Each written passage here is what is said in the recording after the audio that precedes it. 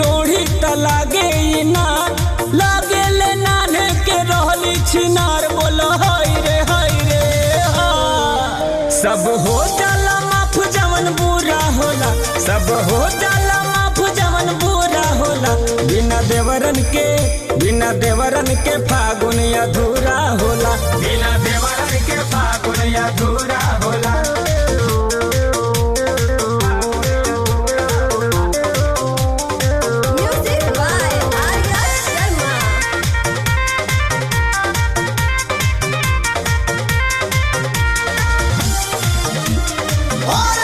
कुइया के पानी कटहरे के लाशा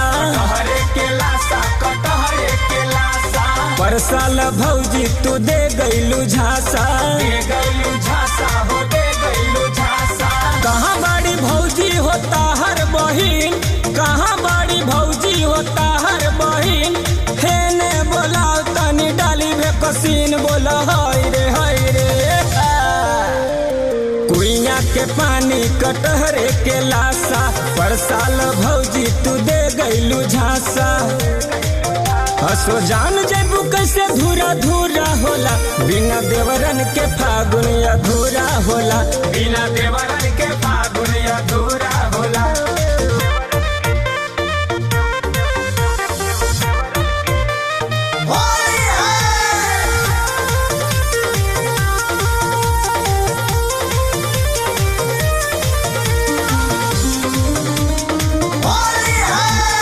मैंने जो करिया लागी तनी बाऊ लागी हो बाऊ